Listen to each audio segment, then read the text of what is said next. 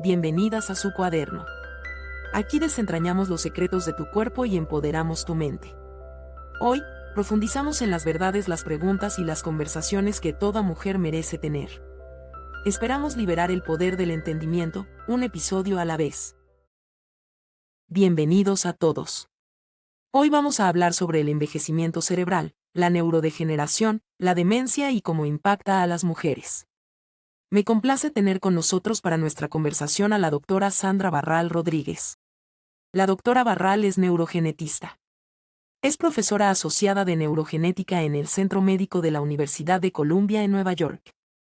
Tiene cargos en el Instituto Gertrude Itau para la investigación de la enfermedad de Alzheimer y el cerebro envejecido.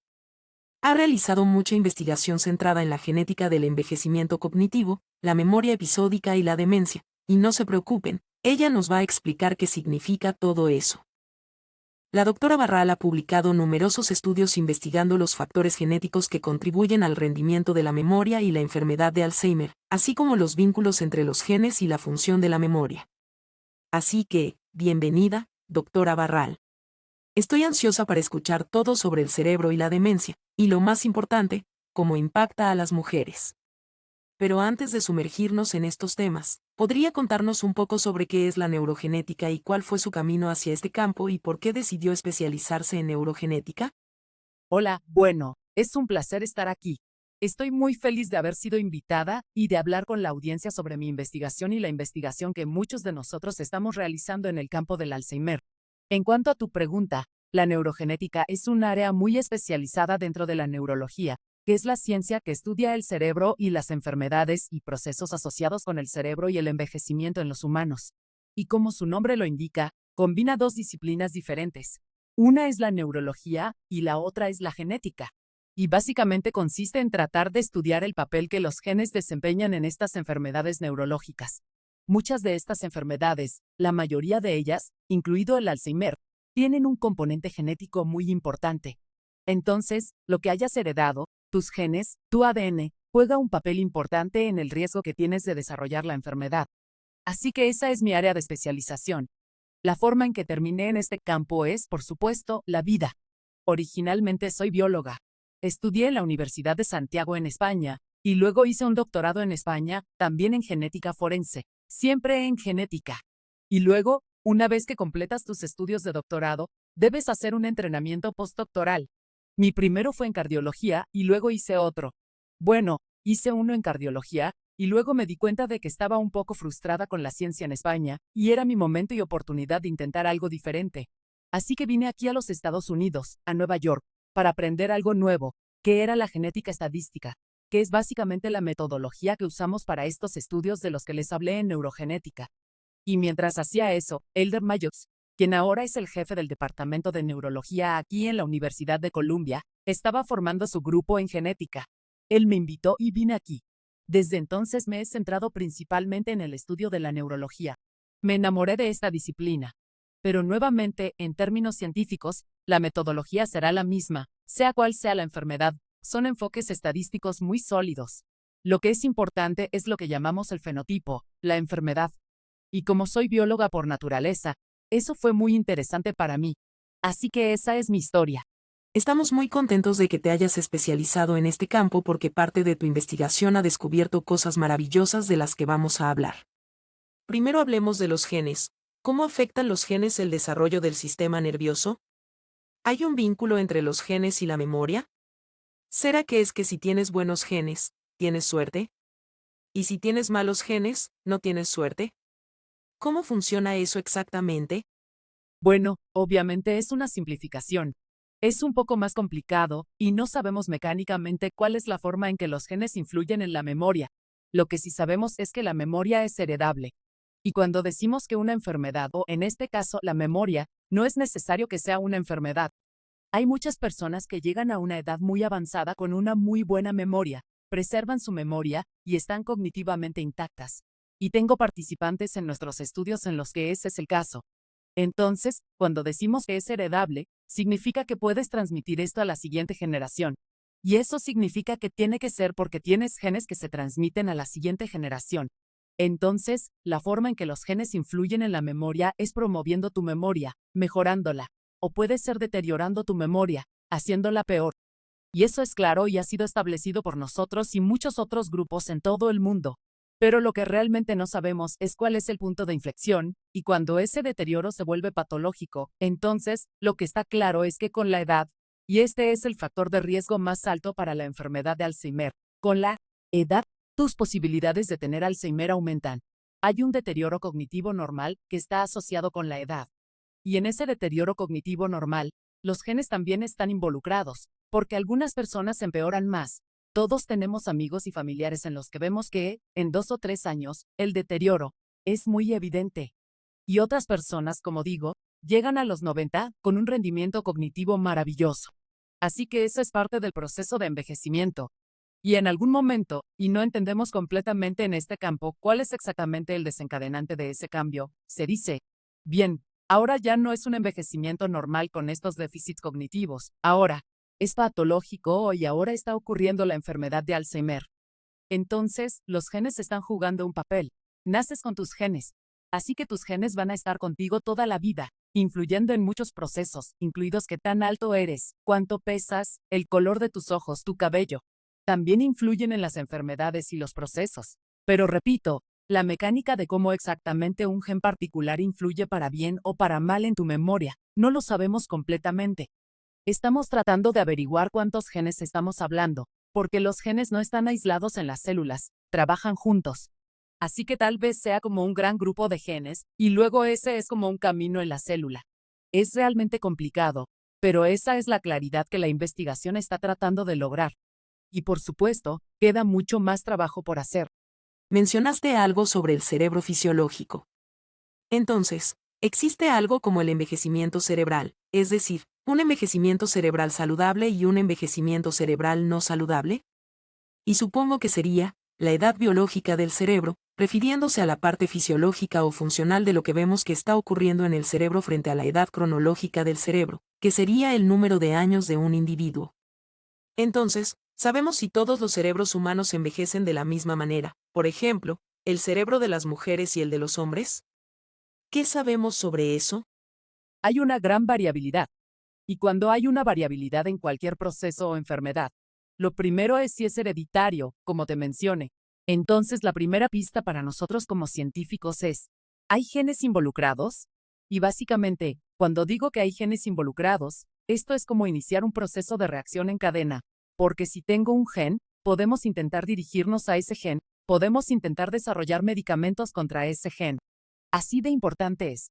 Ahora, hay una gran heterogeneidad. La forma en que las personas envejecen es completamente diferente. Y puedes ver, tú como observador, sin ser científico, pero una persona curiosa. Comparas tu memoria con la de tus amigos del mismo grupo de edad. Y luego ves a tu abuela y tu abuelo, o incluso a tus padres que están envejeciendo, y empiezas a darte cuenta de que su memoria no es tan buena como solía ser. Así que hay una gran heterogeneidad. Eso también afecta a las diferencias entre los sexos, hombres y mujeres. Entonces, las mujeres viven más tiempo. Y como te dije, el primer y más importante y más fuerte factor de riesgo para la enfermedad de Alzheimer es el envejecimiento. Entonces, como vivimos más tiempo, tenemos más probabilidades de contraer la enfermedad. Y ese es el caso. Nosotras contraemos Alzheimer más que los hombres. Pero eso no explica todo el panorama de por qué las mujeres tienen más Alzheimer. No es solo porque vivimos más tiempo. Y ese es un campo muy activo dentro de la comunidad de neurología para tratar de entender por qué las mujeres tienen más Alzheimer que los hombres. Hay miles de diferentes hipótesis y proyectos en desarrollo tratando de entender esto. Un componente importante, por supuesto, y un poco obvio, son los cambios hormonales por los que las mujeres pasan durante toda su vida. Comenzando con la menopausia, que es un cambio enorme en el cuerpo de una mujer. Y obviamente, eso va a tener algunas repercusiones no solo en su cuerpo, sino en su cerebro, en todo. Sabemos que hay aspectos psicológicos muy importantes asociados con la menopausia y el envejecimiento. Y eso sin mencionar los procedimientos quirúrgicos. Así que esa es una de las cosas. Y por supuesto, el otro factor importante que diferencia más a las mujeres de los hombres son todas las condiciones sociodemográficas que enfrentan las mujeres. Recientemente estuvimos en la Fundación Americana de Alzheimer hablando sobre las sutilezas y creando conciencia de que las mujeres son las principales cuidadoras, no solo de pacientes con Alzheimer, sino de cualquier otro paciente en el hogar. Por lo tanto, su carga es peor y las cuidadoras tienen tasas más altas de muchas condiciones diferentes. Todo eso, el hecho de que tengas hijos, muchas cosas. Eso es parte de la investigación. Pero realmente, nuevamente, hay tantas incógnitas en la ciencia, y el cerebro es un gran desconocido por sí mismo. Es uno de los órganos sobre los cuales no sabemos mucho. Y la investigación está un poco atrasada en ese sentido porque es realmente complicado. Y también está la conexión del cerebro con el resto del cuerpo. Es complicado. Sí, lo siento, es una respuesta muy larga, pero sí, hay una gran heterogeneidad en términos de cómo las personas progresan con el tiempo en el proceso de envejecimiento y el deterioro de sus facultades. Y al comparar mujeres y hombres, también hay una gran diferencia. Entonces, tocaste algunos puntos a los que definitivamente quiero volver, especialmente la parte en la que sabemos que el Alzheimer afecta desproporcionadamente a las mujeres, y eso no solo ocurre en los Estados Unidos, es a nivel global. Pero volveré a eso porque quiero hacerte una pregunta para desmentir un mito. Frecuentemente, las personas dicen cosas como, ya sabes, está envejeciendo, sigue olvidando cosas o dicen cosas como, sigue repitiendo lo mismo, pero eso es solo parte del envejecimiento. ¿Cuál es la diferencia entre el olvido normal y la demencia real? Cuando decimos que es una cosa u otra, y es parte común del envejecimiento tener alguno de estos episodios. Bien, como te dije, parte del proceso de envejecimiento, llamémoslo proceso de envejecimiento saludable, es el deterioro de tus facultades. Y estamos hablando principalmente de las facultades cognitivas y funcionales que tiene una persona. Eso es normal. Entonces, el momento en que se vuelve patológico, tal vez esa sea la clave para decir que tal vez no es solo el envejecimiento, sino que tienes algo más. Entonces, la respuesta definitiva a eso la tiene un neuropsicólogo, quien realiza una evaluación de tu rendimiento cognitivo y determinará si tu rendimiento cognitivo se mantiene en los estándares o si está realmente deteriorándose. De la misma manera que vamos al médico y nos sacan sangre y dicen, tu colesterol está por las nubes. Podemos hacer algo similar. Tu memoria no está bien. Y eso se convierte en un diagnóstico de algún tipo de demencia. Y luego se afina el diagnóstico porque hay muchos tipos de demencia. La demencia es, como digo, el diagnóstico clínico. El otro diagnóstico es una autopsia. Pero el diagnóstico clínico hoy en día sigue siendo, porque esta es un área muy activa en la que estamos tratando de encontrar otras formas de diagnosticar que sean un poco más precisas, pero sigue siendo un neuropsicólogo quien realizará una evaluación en ti. Esa evaluación implica tanto las capacidades cognitivas como funcionales. Así que deberías empezar a preocuparte cuando esto afecte tu vida diaria. Cuando tu olvido lleva a un pequeño accidente doméstico. Olvidaste algo que te pone en una situación peligrosa. Eso es preocupante, o funcional, o que ya no sabes cómo hacer tus cuentas financieras. Cosas que solías hacer y de repente no las haces o tienes serias dificultades. Y la verdad es que la gente sabe cuando no está bien. Tal vez dices, está bien, la abuela está envejeciendo. La abuela lo sabe que le está pasando algo. Otra cosa es si la abuela quiere admitirlo. Pero tú sabes, es como, esto ya no es solo envejecer. Esto es dejar la estufa encendida y causar un incendio. En cualquier caso, diré que, cuando estás en la franja de edad que coincide con el Alzheimer, y para nosotros es el Alzheimer de inicio tardío, 65 años o más, digamos 70 años en adelante. Y si empiezas a preocuparte, por favor ve al médico. Quiero decir, es muy sencillo. No es doloroso. Nadie te va a obligar a dar sangre a menos que quieras donar sangre para nuestros estudios. Es solo una evaluación muy básica. Y sabes, creo que, a menos que tengas una razón muy fuerte para estar en contra, piensa que, sea lo que sea en la vida, cuanto antes mejor. No hay un tratamiento real, pero hay cosas que puedes hacer para intentar paliar eso. Y es importante saberlo porque también puedes planificar tu vida con base en eso. Porque si realmente hay un deterioro cognitivo, el mejor escenario es que vas a alcanzar una meseta y no va a empeorar. Pero eso es la minoría. El escenario real es que va a empeorar. Así que puede que quieras planificar para eso. Tu familia puede querer planificar para eso. Así que, nuevamente, mi consejo para todos es que cuando las cosas empiecen a hacer más de una vez y realmente interfieran con tu vida diaria, donde pienses en ello, tienes que detenerte y pensar, espera, ¿dónde pongo estas cosas? Eso es algo que puede ser preocupante. Y si estás rodeado de personas que te dicen, no creo que esto esté bien, también toma eso en consideración, porque entonces es solo una negación de tu propia situación. Mencionaste un poco antes que el Alzheimer está afectando de manera desproporcionada a las mujeres a nivel global. Y mencionaste que, bueno, La primera razón es la edad y que las mujeres viven más que los hombres. Y eso es parte de la razón, pero no es toda la historia. Luego hablamos sobre las hormonas, sobre las que quiero volver a hablar contigo porque tengo algunas preguntas específicas sobre eso. Pero la otra cosa de la que hablamos es que mencionaste que, en su mayoría, las mujeres son las cuidadoras. Por lo general, están luchando entre cuidar su propia salud, tal vez cuidar a un ser querido, tal vez uno con demencia, tal vez otra enfermedad, o quizás no una enfermedad, sino simplemente el día a día en el cuidado regular de sus hijos o del hogar. Y sabemos que los estudios han mostrado que el cuidado de otros está asociado con altos niveles de estrés. ¿Qué sabemos sobre cómo el estrés impacta el envejecimiento cerebral y potencialmente la función cognitiva? El estrés es solo otro factor que aumenta tu riesgo aún más de lo que debería, porque creo que todos entienden la parte psicológica del estrés, la ansiedad. No puedes dormir, no puedes dejar de moverte, te preocupas por todo, pero fisiológicamente, hay algo que está pasando en tu cerebro, y se ven las consecuencias de eso, que es, que empiezas a olvidar más, te vuelves más irritable, simplemente todo lo que acabo de mencionar. Entonces, hay algo que está sucediendo en tu cerebro, hablando biológicamente, y si tu cerebro está bajo presión, lo que significa que afecta todas las conexiones neuronales, todos tus procesos van a verse afectados por eso. Así que absolutamente no es algo bueno de tener. Creo que hay que tratar de minimizarlo lo más posible. Hay estos estudios, donde hay estos cuidadores, que cuando comenzamos sus estudios longitudinales, luego se hace un seguimiento. Para algunos de estos cuidadores, al principio la persona está perfectamente normal, y después de un par de años cuidando a un paciente con demencia, ves un deterioro cognitivo en el cuidador.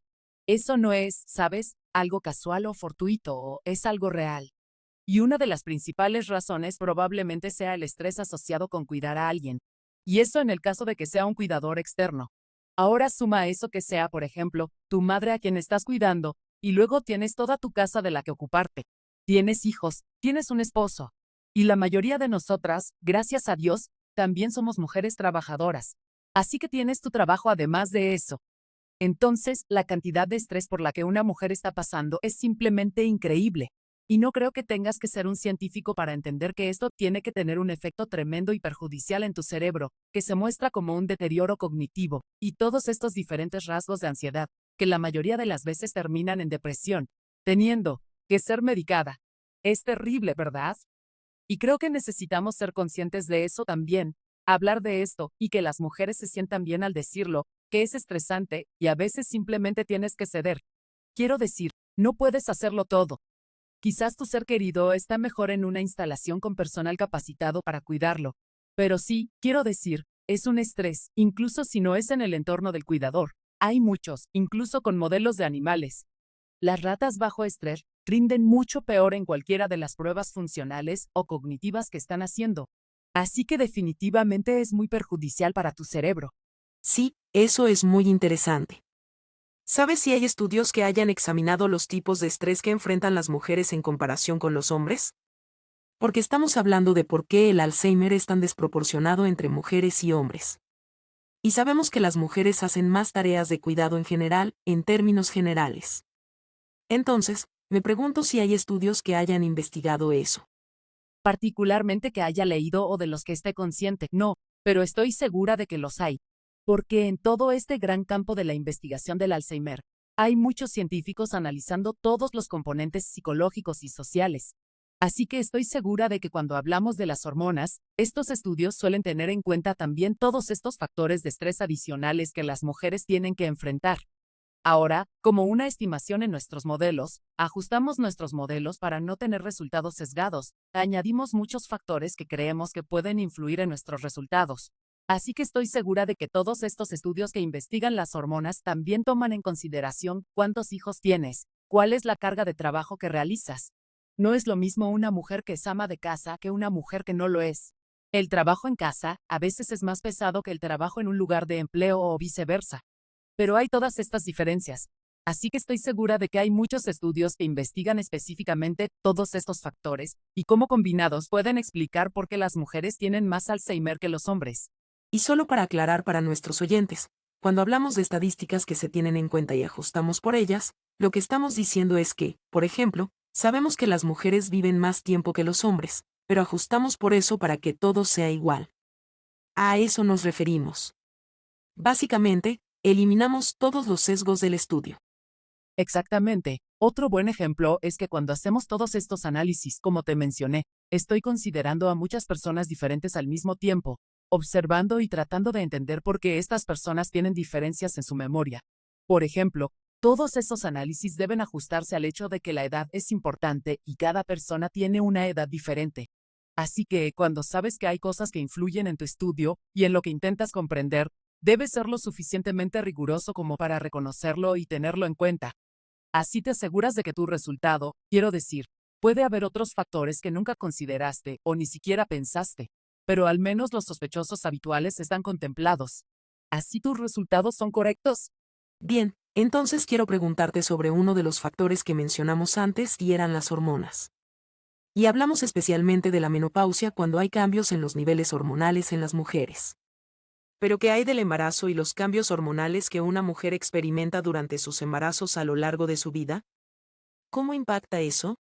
Sí, así que nuevamente, esta es un área de investigación muy activa.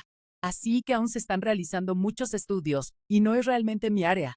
No tengo el conocimiento suficiente como para hablar en profundidad, pero sé que al estudiar los embarazos, no solo importa si has estado embarazada o no, también importa cuántos hijos tienes. Porque obviamente no va a ser el mismo perfil para una mujer que tiene, como en generaciones anteriores, o algunas mujeres hoy en día, 10 hijos, en comparación conmigo que solo tengo uno. Obviamente, no pasamos por los mismos procesos en la vida, ¿verdad? Y un cuerpo que ha pasado por 10 embarazos, incluso en el mejor de los casos, donde todos fueron exitosos, ya sea de forma natural o por cesárea. Ese es un cuerpo que ha pasado por muchos cambios, ¿verdad? Y esto es en un periodo corto de tiempo. Tampoco tenemos tanto tiempo. Esto es un periodo corto de más o menos 20 años en los que pasas por 10 hijos. Es como si la mitad de tu vida estuviera dedicada al embarazo. Entonces, las personas están determinando exactamente cómo eso impacta tu riesgo de, por ejemplo, Alzheimer. ¿Es peor para una mujer que ha pasado por 3 embarazos o no? ¿Un solo embarazo es suficiente para desestabilizar completamente tu sistema hormonal? Y luego, ¿cuál es el efecto combinado de tener hijos y luego pasar por la menopausia? ¿Y si tu menopausia es más temprana de lo normal? ¿Y si es tardía? ¿Y si es en el momento adecuado? Hay tantos factores diferentes que, nuevamente, es un campo muy nuevo. Quiero decir, es un camino que conocemos desde hace mucho tiempo, pero que nunca se abordó realmente de forma científica. Y últimamente es como si se estuviera investigando más y más. Y creo que también se debe a que, como sociedad, las mujeres han entrado en todos estos campos de la ciencia y quieren responder sus propias preguntas. Es como que se preguntan, ¿por qué tenemos esto? No es sorprendente que la mayoría de esta investigación esté liderada por científicas mujeres. Obviamente, hay hombres que también tienen la misma curiosidad. Al final del día, son nuestros compañeros en la vida. Así que sí, no lo sé realmente. No creo que ellos lo sepan. Es solo una de las muchas hipótesis que existen sobre los niveles hormonales. Y luego está toda la connotación social de eso. Hay muchos sociólogos y economistas analizando todos los otros aspectos que la ciencia biológica no está abordando, como dijimos, cuál es el impacto de las mujeres que entran en la fuerza laboral, y si eso tiene algún efecto. Tu riesgo de enfermedades, valores, no exclusivamente el envejecimiento, pero muchas otras enfermedades asociadas con esto. Y al final del día, es como un factor de estrés adicional, ¿verdad? Porque terminas haciendo múltiples cosas como mujer. Así que sí, es fascinante. Creo que es fascinante, nuevamente, una investigación muy, muy nueva. Antes de dejar la pregunta sobre los cambios hormonales durante el embarazo, porque quiero pasar a otra parte de algunas cosas que has investigado, ¿sabes si hay una correlación entre la edad materna al dar la luz y parte de esta degeneración cerebral y función cognitiva? Sí, hicimos nuestra investigación sobre eso y analizamos la edad materna y el rendimiento cognitivo de los hijos de esas mujeres. Y encontramos que, de hecho, las mujeres que tienen a sus hijos más tarde en la vida, esos niños, tienen un mejor rendimiento cognitivo. Y para algunas personas, esto es algo contraintuitivo, pero hay toda una discusión sobre este tema en nuestro artículo, y otros han reportado resultados similares. Y todos creemos, porque es muy difícil de probar, que tener a tus hijos más tarde en la vida significa que probablemente estás comenzando en una mejor posición que cuando eres más joven, lo que significa que económicamente, financieramente, probablemente estás más estable. Y todos sabemos cuál es el impacto de eso en tu éxito futuro como niño. Que tu madre pueda pagar buenas escuelas, buena comida, todo bueno. Y también las mujeres más maduras son mujeres que generalmente han alcanzado el éxito en el lugar de trabajo, lo que significa que son mujeres con un alto nivel educativo. Entonces, esas son mamás que, como yo, tuve a mi hijo cuando tenía casi 37 años. Para entonces ya tenía un doctorado, ya había hecho 2 postdoctorados, así que tengo un alto nivel educativo. Y no soy un ejemplo raro, tengo muchas amigas en la misma situación. Entonces, tienes un alto nivel educativo, eres financieramente independiente, eres lo suficientemente madura, porque todo eso te da una especie de madurez en la vida. Así que transmites todo eso a tus hijos. Así que la posibilidad de que tus hijos tengan éxitos se comparó con otras mujeres que no hicieron eso, que tuvieron hijos a una edad temprana, donde, sabes, financieramente probablemente no sea tan estable tener un hijo a una edad temprana. Incluso si tienes aspiraciones académicas, esto probablemente se verá retrasado o afectado por tener hijos. Los niños son criaturas que consumen mucho tiempo. Así que esos son los resultados que encontramos. Quería preguntarte algo más porque estaba leyendo algunos de tus trabajos publicados. Y había algo que investigaste que vi llamado inicio tardío de la enfermedad de Alzheimer. ¿Puedes contarnos un poco sobre qué es eso y quiénes están en riesgo? Entonces, esto es algo muy común que me preguntan, y me alegra que lo hayas hecho, porque es una gran oportunidad para tratar de explicarle a la gente, para que entiendan cuál es la diferencia. Entonces, cuando hablamos de la enfermedad de Alzheimer, hay 2 formas de la enfermedad. La mayoría de las personas, el público en general, cuando hablan de la enfermedad de Alzheimer, se refieren a este inicio tardío de la enfermedad de Alzheimer. Cuando estás envejeciendo, tu memoria ya no es la misma, la abuela se está comportando un poco diferente y ha sido diagnosticada. Entonces, ese es el inicio tardío de la enfermedad de Alzheimer. Y de manera arbitraria, porque tenemos que establecer métodos para estudiar enfermedades, decidimos como comunidad científica que cuando tienes 65 años o más y tienes un diagnóstico de la enfermedad de Alzheimer, lo llamamos inicio tardío de la enfermedad de Alzheimer. Si eres menor de 65 años y tienes la enfermedad de Alzheimer, entonces lo llamamos inicio temprano de la enfermedad de Alzheimer. Y esa es la que creo que la gente no conoce tanto. Y cuando digo menor de 65 años, estoy hablando de pacientes que tenemos tan jóvenes como de 30 años, que tienen un diagnóstico de la enfermedad de Alzheimer. Eso es en la parte de diagnóstico de la enfermedad. En la parte biológica de la enfermedad, probablemente no haya muchas diferencias entre las dos, pero la distinción es que en el inicio temprano de la enfermedad, cuando tienes la enfermedad a los 65 años o menos, conocemos los genes. Sabemos que hay 3 genes, y sabemos que si tienes una mutación en ese gen, vas a tener la enfermedad. No solo eso, sino que pasas ese gen a tus hijos. Así que ellos también tienen un riesgo de tener la enfermedad. Esto no es diferente de las mutaciones del cáncer de mama en el gen BRCA, de lo que probablemente la gente esté más consciente. ¿Las mujeres estén más conscientes? Cuando tienes el diagnóstico de un BRCA y las mujeres van y se hacen mastectomías como lo hizo la famosa Angelina. Solo para aclarar, el BRCA es el gen que te dice que vas a tener cáncer, ¿verdad? Correcto. De manera similar en el Alzheimer, sabemos que hay 3 genes, y las mutaciones en esos genes causan que tengas Alzheimer de forma temprana.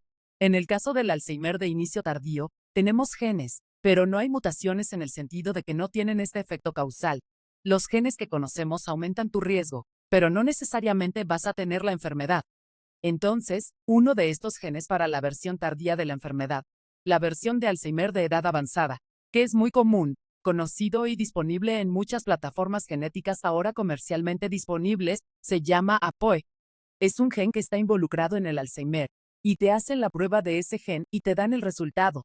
Y aunque tengas ese gen, no pueden garantizar, nadie puede garantizar que vas a tener la enfermedad. Y tenemos muchas personas participantes en los estudios que tienen ese gen y aún están bien. Así que llamamos a esos factores de riesgo porque influyen en tu riesgo, no necesariamente como en los otros genes que mencioné en la versión temprana de la enfermedad, donde sí, tienes el gen, lo siento mucho, es como una lotería en la vida, vas a tener la enfermedad. No puedo decirte cuándo en términos de qué edad, pero definitivamente vas a tener Alzheimer. Y no solo eso, porque es genético, lo transmites. Tienes que tener cuidado con eso, porque ya no es solo tu decisión, también es la de tus hijos y lo que vas a hacer con esa información. Entonces, ese es el Alzheimer de inicio tardío, y esa es la principal diferencia entre estos dos. Y trabajo en ambos, pero probablemente leíste mucho más sobre el Alzheimer de inicio tardío. También hay factores de estilo de vida y ambientales, ¿verdad? ¿Podemos hablar un poco sobre eso? Primero que nada, ¿a qué nos referimos cuando decimos factores ambientales? ¿Podemos definir eso para todos y cómo podrían impactar la función cognitiva? Ambiental es en realidad una gran categoría que incluye muchos factores diferentes, pero probablemente para que nuestra audiencia entienda, lo ambiental se considera, por ejemplo, fumar es un factor ambiental, y eso aumenta tu riesgo de enfermedad. El ejercicio es un factor ambiental, por falta de una mejor palabra. Entonces, factores no genéticos, tal vez sea una mejor palabra para eso. ¿La dieta? Dieta, absolutamente. Factores demográficos y sociológicos como dónde vives, dónde comes, qué es parte de la dieta, que desafortunadamente está muy determinada por dónde vives y cuál es tu salario, ¿verdad? Porque si tienes estabilidad financiera, tus posibilidades de conseguir mejor comida son más altas que alguien que no la tiene. Estabilidad financiera y tener que recurrir a comida no saludable, porque es la única opción que puedes permitirte. Y luego, obviamente, todas las condiciones que pueden afectar también, algunas de ellas son genéticas, otras no, pero la mayoría de las veces cuando hablamos es principalmente sobre fumar, hacer ejercicio, el alcohol, cosas así. Lo puramente ambiental sería la contaminación, la exposición a la contaminación, o simplemente la exposición a metales y cosas por el estilo. Pero eso es puramente ambiental, pero intentamos globalizar todo. Y bajo el término ambiental, hay muchos factores diferentes que sabemos que influyen en el riesgo de enfermedad sobre la genética y la edad, que repito, es el riesgo más grande. Vi que había uno de los estudios donde hablaste de algo que me pareció muy interesante con respecto a los factores de origen étnico. Era un estudio de la memoria episódica, y por favor define para nosotros memoria episódica, y el rendimiento en un estudio longitudinal multiétnico que nuevamente se asoció con este Alzheimer de inicio tardío y parecía concluir que la pérdida de memoria es uno de los predictores más fuertes de la aparición de demencia, y las personas que se caracterizaron como aquellas con declive tenían más probabilidades de ser de origen étnico no blanco y de tener menos años de educación. ¿Puedes contarnos sobre estos hallazgos de este estudio? Sí, absolutamente. Así que ese es uno de los estudios más grandes. Creo que hoy en día probablemente sea el más grande que se ha publicado. La memoria episódica es un tipo de memoria que tenemos. Y este es el trabajo de mis colegas, los neuropsicólogos, que categorizan los diferentes tipos de memorias y procesos en tu cerebro. Pero la memoria episódica es básicamente dos memorias diferentes, lo que llamamos la memoria inmediata y la demorada. Y creo que la mejor manera de entender eso es cuando te hacen una evaluación cognitiva. Voy a leerte una pequeña historia. Y una vez que termine la historia, te voy a hacer unas preguntas sobre la historia. Por ejemplo, María fue a dar un paseo y encontró a Juana y fueron a tomar un té. Juana tomó un té verde, pero María quiso un café. Nada, algo muy corto. Y luego al final digo, ¿a quién encontró María? ¿María tomó café o tomó té? Algunas preguntas muy básicas, ¿sabes? A menos que estés extremadamente afectado, vas a recordar eso. Y luego sigo con mi evaluación cognitiva. Esto es parte de una evaluación global completa. Y luego, como 15 minutos después, digo, ¿recuerdas la historia que te conté? Ahora dime lo que recuerdas. 15 minutos después. Así que esa es la capacidad de recordar. No solo tu capacidad para memorizar cosas que te dije, sino tu capacidad para retenerlas. Y estos son procesos diferentes. Así que los combinamos y lo llamamos memoria episódica. Y lo observamos longitudinalmente, lo que significa a lo largo de los años, y lo hicimos de nuevo en un estudio multiétnico, lo que significa que observamos diferentes grupos étnicos. Como parte de nuestros estudios, tenemos al grupo étnico blanco. Normalmente lo llamamos blancos no hispanos, porque hay hispanos que también son blancos. Así que intentamos diferenciar porque genéticamente son muy diferentes. Todos somos muy diferentes. Entonces, tenemos a la población blanca, tenemos a la población afroamericana y tenemos a nuestra población hispana. Así que observamos la diferencia en la pérdida de memoria entre estos tres grupos. Y esto no es un hallazgo nuevo, es uno de los primeros signos clínicos de la enfermedad. Cuando tu memoria comienza a deteriorarse, es un signo sine qua non de que estás teniendo un proceso neurodegenerativo, muy probablemente Alzheimer, pero hay otros tipos de demencia. Así que eso no es algo que acabamos de descubrir. Es solo una especie de repetición.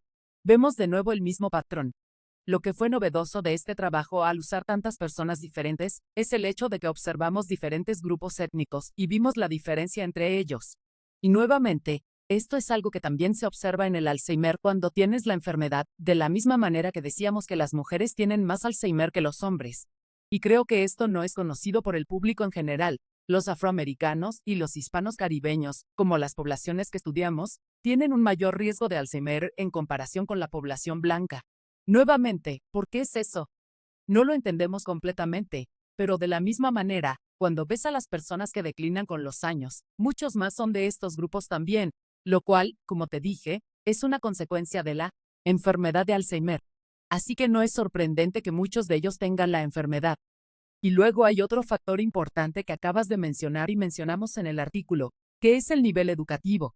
Eso ha sido demostrado por uno de nuestros profesores de neurocognición aquí, Jacob Stern, con esta teoría de la reserva cognitiva, que significa que cuando tienes una mejor educación, una educación superior, o te educas a ti mismo, es tan importante para el cerebro porque no es que no vayas a tener la enfermedad. En caso de que tengas la enfermedad, tu educación va a actuar como un amortiguador. Va a absorber eso.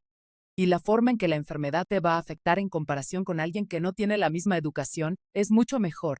Así que realmente mejora el impacto de la enfermedad, tu nivel educativo. Y eso es tan importante porque es una de las pocas cosas que se pueden implementar en esta enfermedad, donde realmente se pueden tener políticas para asegurarse de que eso ya no sea un factor, que las personas tengan acceso a la educación que deseen. La otra importante es la dieta, porque no es sorprendente, ambas comunidades de las que estoy hablando, ambos grupos étnicos, tanto afroamericanos como caribeños, también tienen el mayor riesgo de enfermedad cardiovascular. Son personas en riesgo de paro cardíaco, enfermedad cardíaca, hipertensión, diabetes, lo que sea. Y eso también es algo que se puede abordar. Depende de la dieta, un poco más complicado porque está entrelazado con el estatus socioeconómico de la persona. Entonces, eso es lo que encontramos. Y creo que esto es muy importante como mensaje para llevar a casa, y para los responsables de formular políticas, que hay pocas cosas que se pueden hacer hasta que tengamos un medicamento que funcione contra el Alzheimer. Estas son cosas en las que realmente podemos trabajar e intentar minimizar lo más posible. Sí, eso es muy interesante. Y creo que, como mencionaste, son factores que se pueden abordar. Así que creo que ese es el punto culminante de los estudios que ponen en evidencia algunas de estas cosas, lo cual es importante. ¿Crees que en cuanto a la educación, es solo lo que hace en el desarrollo del cerebro? ¿O va más allá en el sentido de crear mayor conciencia, más capacidad para buscar cosas que pueden impactar tu salud general o tu dieta o cosas por el estilo? ¿Es una combinación de esas cosas o hay una combinación? Entonces, es un mecanismo biológico por el cual la educación, y eso va más allá de mi comprensión en mi campo, pero realmente afecta las redes neuronales en tu cerebro. Deberías hablar con un neuropsicólogo sobre eso. Recomiendo a Jacob. Lo explicará maravillosamente. Pero más allá de eso, nuevamente, la educación está muy relacionada con tu estatus socioeconómico, porque las personas que tienen acceso a una educación superior, generalmente es la educación superior la que te da conocimiento, ¿verdad? Entonces sí, eres mucho más consciente de todo lo que te rodea. También te da acceso a la salud. Tu acceso a la salud es mucho más fácil para alguien con educación, no solo porque probablemente vives en un área donde el hospital está cerca, sino también porque sabes con quién necesitas hablar. Sabemos que estamos hablando de educación, pero somos sesgados, incluso en nuestra conversación. Decimos, ve al neurólogo o al neuropsicólogo. Pero ahora imagina que sientes que algo está pasando con tu cerebro, pero ni siquiera sabes con quién hablar. ¿Quién es la persona responsable? Ni siquiera sabes que hay una ciencia llamada neuropsicología. Ni siquiera sabes que hay una enfermedad y se llama Alzheimer. Así que es probable que esto te pase desapercibido porque ni siquiera sabes cómo abordarlo. Por eso creo que es tan importante, ya sabes, esfuerzos como estos podcasts y la concienciación pública. Sí, hay algo que se llama Alzheimer. Y sí, hay muchas personas que pueden ayudarte desde el punto de vista de la salud, psicológicamente, lo que necesites. Quiero decir, hay fundaciones como la Asociación de Alzheimer y la Fundación de América para el Alzheimer que hacen un gran trabajo tratando de educar al público, tratando de proporcionar buenos recursos disponibles para familias con personas afectadas por el Alzheimer. Pero nuevamente, tienes que tener un poco de educación. Por eso es tan importante. Y no es solo el conocimiento, el hecho de que eso asegurará una buena posición en la vida en términos de una casa y otras ventajas. Es simplemente tu conocimiento de a dónde ir, con quién hablar, quiénes son las personas que pueden ponerte en contacto con la persona adecuada. Y por eso creo que, ya sabes, como política es tan importante y aún no se hace de manera suficiente. Quiero decir, hay una escasez de educación en este país y en algunas áreas es realmente difícil acceder a una buena escuela. Sí. Esta es parte de la razón por la que hemos comenzado este podcast. Para poder difundir la información a tantas personas como sea posible de forma gratuita, para que puedan entender exactamente qué hay ahí afuera, que está disponible para ellos. Quiero preguntarte algo más. He leído un artículo recientemente sobre marcadores en sangre y estas son solo pruebas de sangre para el Alzheimer. La primera pregunta es, ¿son pruebas precisas? ¿Y importa si eres hombre o mujer? ¿Importa tu origen étnico? Como te dije, estábamos hablando sobre el diagnóstico de la enfermedad. Así que el diagnóstico clínico hoy en día, porque esto aún no está disponible públicamente, lo será el futuro. Vas a un neurólogo y te enviarán a un neuropsicólogo. Ellos realizarán una evaluación cognitiva. Y luego en una conferencia entre neurólogos, neuropsicólogos y expertos decidirán si tienes Alzheimer o no. Esa es la forma en que se hace en mi centro. Ahora, como puedes ver, eso es realmente muy consumido. Requiere mucha experiencia y tiempo para revisar cada caso. Y en algunos lugares es completamente inviable. Quiero decir, si quieres diagnosticar en medio de un área rural aquí en los Estados Unidos o en algunas otras partes del mundo. No solo eso, sino que hacemos lo mejor que podemos. Pero, ya sabes, dejamos pasar a muchas personas. Perdemos a muchas personas que tal vez tengan Alzheimer, pero no lo captamos en estas evaluaciones cognitivas. Y lo que es más preocupante, llamamos a los resultados normales para muchas personas que no lo son. Así que alternativamente, hay algunas cosas que puedes hacer. Una es escanear tu cerebro, porque sabemos que, incluso si te diagnostican Alzheimer ahora, 30 años antes en tu cerebro, ya puedes verlo, y la gente ha hecho esa investigación. Han escaneado a personas hace 10 años y luego, cuando tienen la enfermedad, ven la diferencia y ya ven signos de la enfermedad. Y estas son acumulaciones de proteínas en tu cerebro, las famosas placas y amiloides. Así que esa es una forma en que podemos escanear tu cerebro y ver si hay alguna de esas firmas cerebrales para la enfermedad. Y luego consideramos que probablemente, junto con el diagnóstico clínico, probablemente seas un paciente de Alzheimer. Pero, nuevamente, esto requiere un equipo muy especializado. Tienes que tener un escáner, que no es barato, y tienes que tener experiencia, las personas que hacen la radiología. Y no solo neurólogos y neuropsicólogos, ahora tienes radiólogos. Es un gran montaje.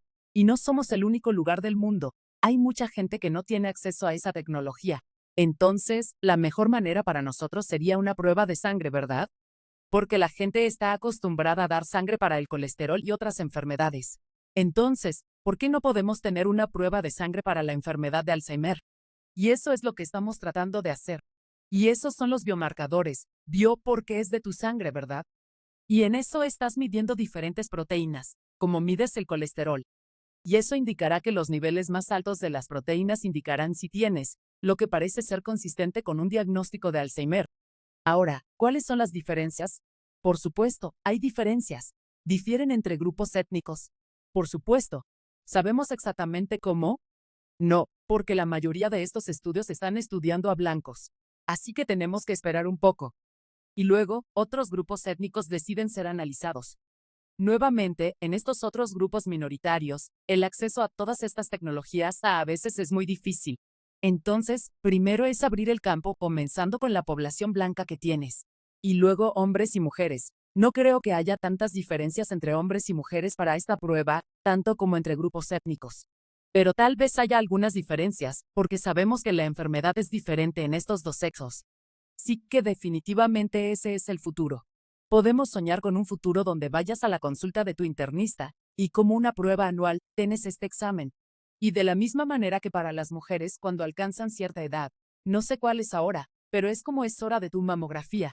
Bueno, puedes imaginar que si tienes 65 años o más, tu médico internista dirá, hagamos algunos biomarcadores en sangre para la enfermedad de Alzheimer, y veamos cómo van las cosas.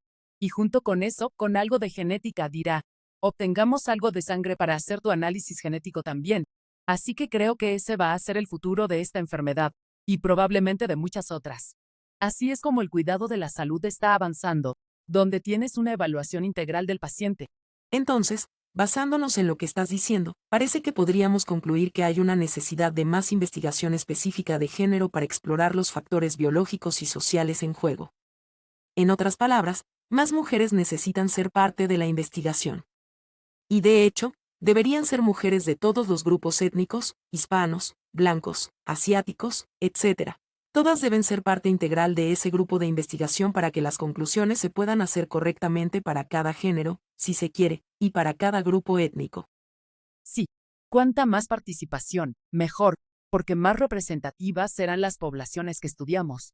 Y animo a cada minoría a participar en todos estos estudios. No suele ser mucho lo que se te va a pedir para estudios como los de genética, es un poco de sangre. Hay otros más complicados, donde quieren estudiar la imagen cerebral. Tal vez pidan una resonancia magnética. Pero más que eso, también está la conciencia por otro lado, como científico. Cuando estás tratando de estudiar tus datos, tus proyectos, es como, espera un segundo, hazte la pregunta, ¿hay una diferencia? Cualquiera que sea tu ciencia, ¿hay diferencias cuando comparo hombres y mujeres? Y eso es muy importante porque, como dije, hasta ahora no había tal pregunta. Lo tratábamos como lo mismo. Y tampoco cuestionamos hasta hace poco que, espera un segundo, pero el mundo no es solo blanco. Hay muchos otros grupos étnicos. ¿Es esto lo mismo en todos estos grupos étnicos? Entonces, cuando comienzas a formular esas preguntas y realmente ves que hay una diferencia, creo que depende de nosotros los científicos decir, bueno, entonces es mi obligación como científico, profesional y riguroso en mi ciencia, hacer esta pregunta en mi investigación. Cualquiera que sea tu investigación, pregunta, ¿hay una diferencia? No, bueno, está bien, pero no porque no lo miré, lo miré. Y luego, obviamente, supongo que es biología científica. Necesitamos la participación de tantos representantes como sea posible en la población. Así que mujeres y mujeres de minorías, y por minorías, me refiero a poblaciones que nunca se han estudiado, como toda América del Sur, que están más cerca de mí.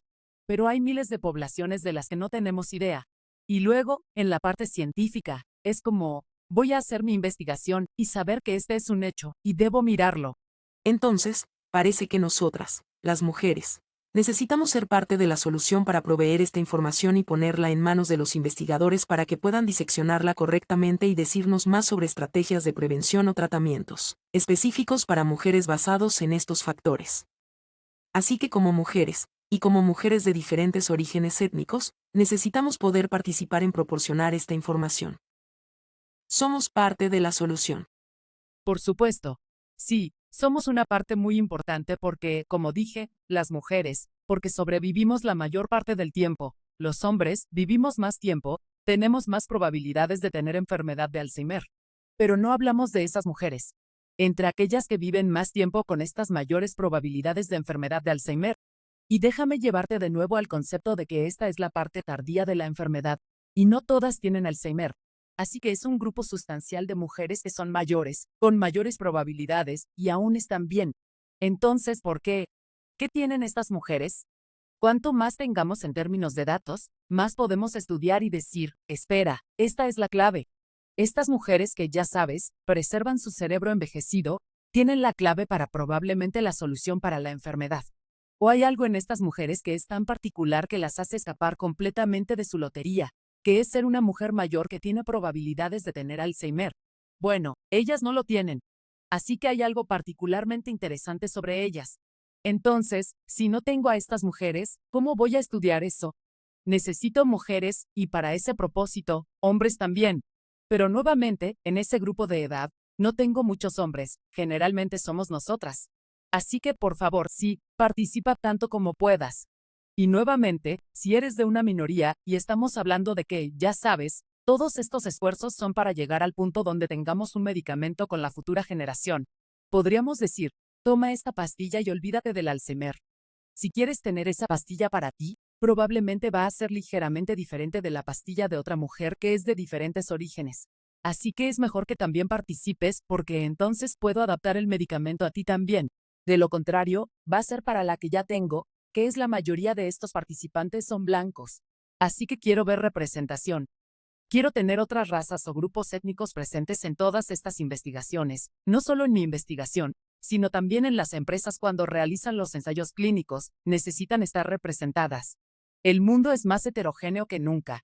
Así que necesitamos tener en cuenta el hecho de que genéticamente somos diferentes.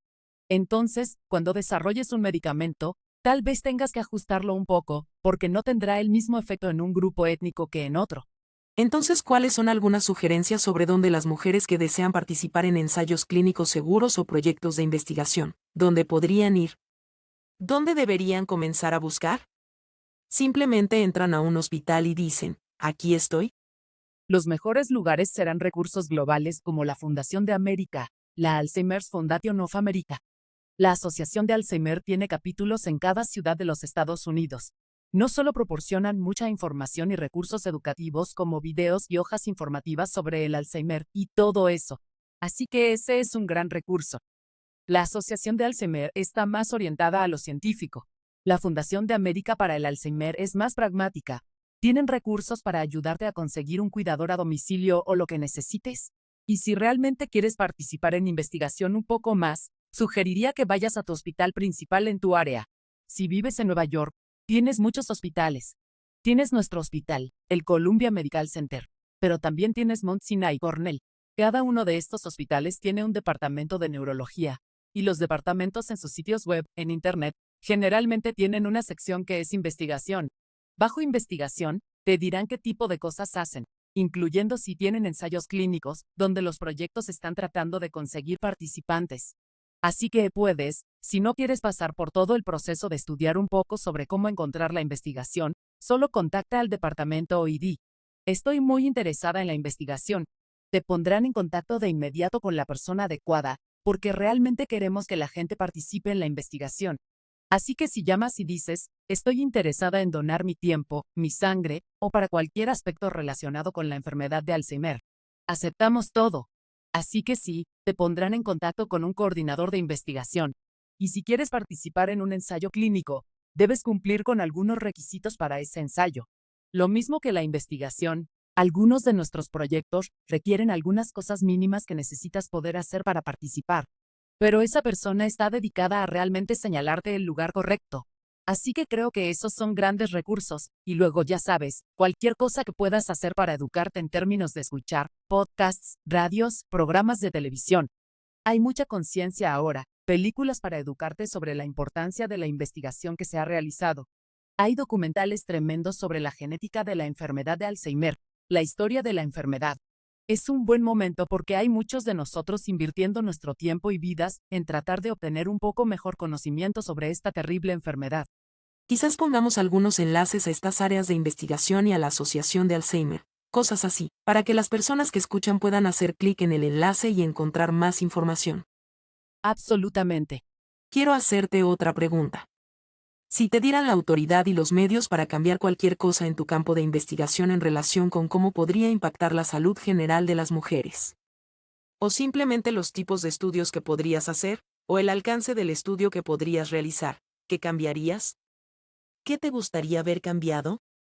Bueno, creo que una de las cosas que más queremos es diversidad. Quiero tener más representación. Quiero que haya personas llevando a cabo proyectos en poblaciones y grupos étnicos que nunca han tenido eso, porque no tienen acceso, porque es difícil llegar allí. Gran parte de esto es porque la infraestructura y la logística en estos países en desarrollo son tan desafiantes. Es como, ¿por qué debería como investigadores molestarme en ir a un remoto Perú cuando puedo estar en Idaho? Ayer estaba dando una charla a algunos estudiantes de secundaria, porque tenemos esas poblaciones y estamos estudiando esas poblaciones del remoto Perú.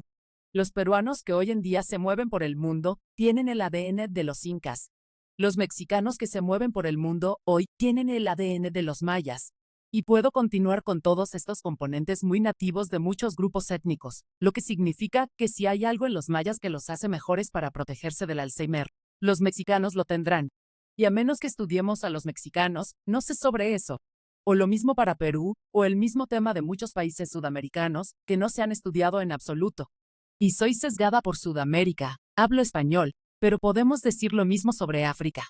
Porque cuando hablamos de africanos aquí, son afroamericanos, es un grupo étnico completamente diferente, está mezclado con la población blanca. Estoy hablando de africanos de África. Todos estos países en África, es muy difícil, hay mucha logística. ¿Y qué pasa con Asia? ¿Qué pasa con la India? ¿Qué pasa con todas las islas del mundo que nadie toca? Así que desearía que tuviéramos los recursos, porque creo que para muchos de nosotros, este es su deseo. Es como, ¿quién me va a otorgar el dinero para hacer estos estudios? Si quiero ir y pasar 3 meses en Sudamérica, viajando por ahí recolectando ADN de todos estos lugares muy remotos. No suena como algo que vaya a tener éxito. Las agencias de financiamiento son muy reacias a hacerlo. Así que creo que ese es el futuro donde la ciencia es realmente representativa de toda la población, no solo de algunos de nosotros. Y luego, si ese es mi esfuerzo en la parte científica, quiero ver que eso tenga reciprocidad en las empresas donde están desarrollando estos medicamentos. Hágalo por todos, no solo por algunos de ellos que van a poder pagar $200 por un medicamento. Quiero decir, hay personas que están sufriendo, no tienen nada. Así que necesitas hacer que estos medicamentos estén disponibles para todos. Y cuando diseñas los medicamentos, también debes tener en cuenta todas estas diferencias entre diferentes etnias. Así que esa es mi esperanza. Medicina personalizada. Sí, absolutamente. Así que estamos llegando a nuestra hora y necesito concluir, y tenemos una tradición de cierre en el podcast donde puedes darnos un consejo especial. Quiero preguntarte si podrías dar un consejo a las mujeres en sus 30 y en sus 60, y sabemos que la barrera del desarrollo del Alzheimer está alrededor de los 65, sobre la salud cerebral para ayudar a abordar esta narrativa sobre la desigualdad entre hombres y mujeres en el desarrollo del Alzheimer y quién está en riesgo. ¿Cuál sería ese consejo? Bien, muy diferente, ¿verdad? Para una mujer en sus 30, esto es muy temprano, pero sí, tu salud mental, tu salud cerebral comienza mucho antes de los 65. Así que si estás en tus 30, creo que lo mejor que puedes hacer es intentar estar saludable, porque cuando estás saludable para tu cuerpo, eso repercute en tu cerebro. Educa a ti misma. Lee sobre tu cerebro y las cosas que puedes hacer. Intenta participar en actividades que sean importantes para tu cerebro. Socializa. Y cuídate. Este es nuestro proceso y trata de no estresarte.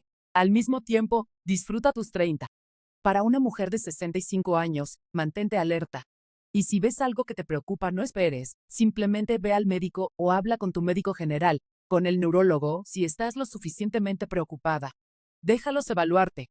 Tal vez no sea nada, tal vez sea solo algo que te está estresando, pero tal vez sea algo y necesitas saberlo. Y si ese es el caso, no te estreses. Hay muchos recursos para ti. Hay muchas personas pasando por grupos similares, donde puedes hablar con personas sobre tus sentimientos, la manera en que quieres abordar este camino. Hay muchos investigadores que están felices de verte y explicarte sobre proyectos en los que puedes colaborar y donde puedes participar. Eso te hará sentir útil en el sentido de que, al menos mi enfermedad está contribuyendo a un bien mayor. Encuentro que para algunas personas eso es realmente algo de lo que se sienten orgullosas, tener la enfermedad y poder contribuir a la investigación. Así que nuevamente, es solo cuidarse también. A veces dicen, estoy demasiado vieja, no te aísles. Le decimos a las personas mayores aquí, a nuestros hispanos, que son encantadores, nuestras viejitas hispanas, que no se queden en casa viendo la telenovela todo el día. Ve al centro, baila, sal a caminar, sal con una de tus amigas, juega dominó, lo que te haga feliz. Socializa. Ya sabes, ser feliz también es bueno para tu cerebro, de la misma manera que hablamos de cómo el estrés es perjudicial. Todo lo que promueve es bueno. Voy a cerrar con esto.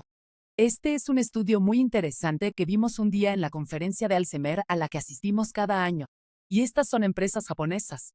Tenían estas focas. Son como focas esponjosas, como un juguete con unos ojos muy lindos. Ojos grandes y súper adorables. Y los ojos se mueven y te miran. Eso es todo. No hablaban ni nada. Así que comenzaron un experimento donde fueron a un hogar de cuidados con personas mayores, algunas de ellas con Alzheimer. Otras no, pero todas en una instalación. Uno de los principales problemas es el aislamiento y la soledad para estas personas, y les dieron las focas.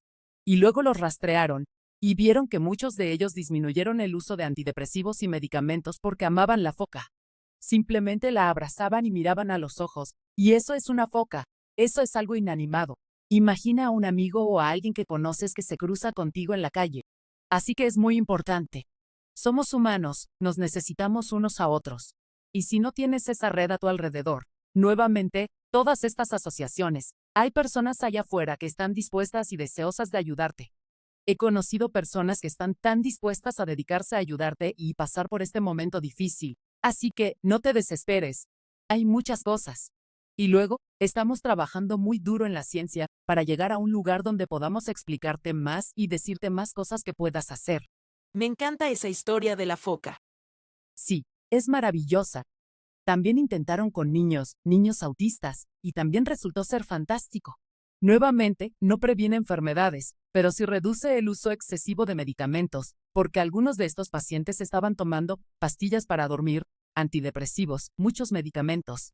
y aplicaron la ciencia a eso. Así que comenzaron a incorporar en cada residencia en Japón y comprar estas focas. Estoy segura de que ahora la foca debe dar vueltas, porque eso fue hace algunos años. ¿Quién sabe qué hace la foca ahora? Pero la clave eran los ojos, tan expresivos, tan tiernos, tan amables. Bueno, eso era todo. Eso es muy bonito. Y con esa nota, quiero agradecerte mucho por unirte a nosotros hoy, doctora Barral. Ha sido una conversación muy educativa. Espero que todos los oyentes hayan sacado provecho de esto. Un placer. Espero que todos obtengan un poco más de conocimiento sobre qué es el Alzheimer y el verdadero esfuerzo que la comunidad científica está tratando de hacer. Gracias por invitarme. Al cerrar, quiero agradecerte por acompañarme en el podcast Su Cuaderno. Si te gustó lo que escuchaste, te pido humildemente que sigas y te suscribas para más contenido. Hasta la próxima. Recuerde, entender nuestro cuerpo es el primer paso para empoderar nuestra mente.